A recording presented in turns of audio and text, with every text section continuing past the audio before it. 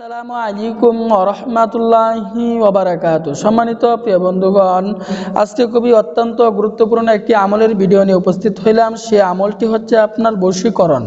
আপনি যে কাউকে বশীকরণ করতে পারবেন এই নিয়মে, আমি যে নিয়মে বলে দিব, এই নিয়মে যদি আপনি পড়তে পারেন, এই নিয়মে যদি আপনি আমলটি করতে পারেন, তাহলে দেখবেন অবশ্যই 1 ঘন্টার ভিতরে সে আপনার বশীকরণ হবেই। তবে আপনাকে এই নিয়মে আমলটি করতে হবে। আল্লাহ তাআলার উপর ইয়াকিন রেখে, বিশ্বাস রেখে আমলটি আপনাকে করতে হবে এবং আল্লাহ তাআলার কাছে আপনার সমস্যা সম্পর্কে চাইতে হবে। যদি চান তাহলে অবশ্যই আল্লাহ তাআলা দিবেন। যে আল্লাহ তাআলা ফেরাউনকে দিতে পারেন, সে আল্লাহ তাআলা আমাকেও আপনাকে দিবেন। তবে চাওয়ার মতো আপনি চাইতে হবে। তবে আমি বলবো, এটা আপনি নাজায়েজ কাজের ক্ষেত্রে ব্যবহার করতে পারবেন না। জায়েজ কাজের ক্ষেত্রে আপনি ব্যবহার করবেন।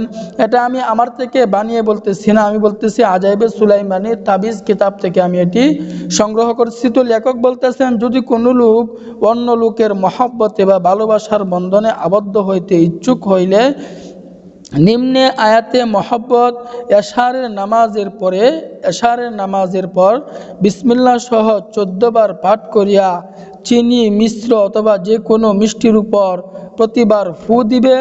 তারপর ওই বস্তু যাহাকে ভক্ষণ করাইবে সে তাহার উপর আশেক হইয়া, পাগল হইয়া একদম সে কাছে চলে আসবে। আয়াতটি আমি আবার বলতেছি, নিয়মটি আমি আবারও বলতেছি।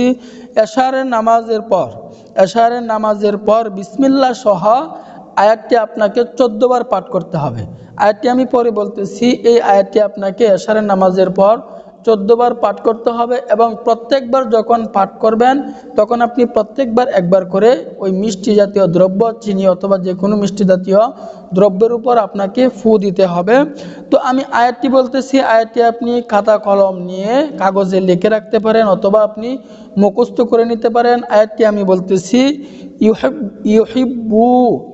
ইউহিব্বুনাহুম কাহুব্বিল্লাহ ইউহিব্বুনাহুম কাহুব্বিল্লাহ ওয়াল্লাযীনা আমানু আশাদ্দু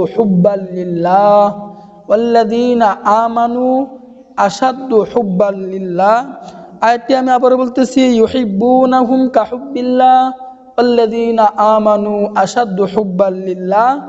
এই আয়াতটি আপনি মিষ্টি জাতীয় দ্রব্যের উপর 14 বার ফু দিয়ে পাঠ করে, একবার বিসমিল্লাহ সহ পাঠ করে ফু দিয়ে আপনি খাওয়ায় দিবেন। দেখবেন আপনার বশীকরণ হয়ে যাবে, আপনার আয়ত্তে চলে আসবে এবং আপনার যে কথা মানতেছে না আপনার সে কথা মানবে, অবশ্যই বাধ্য হবে। তো আল্লাহ তাআলা আমাদের সকলকেই বোঝার তৌফিক দান করুন। আমিন।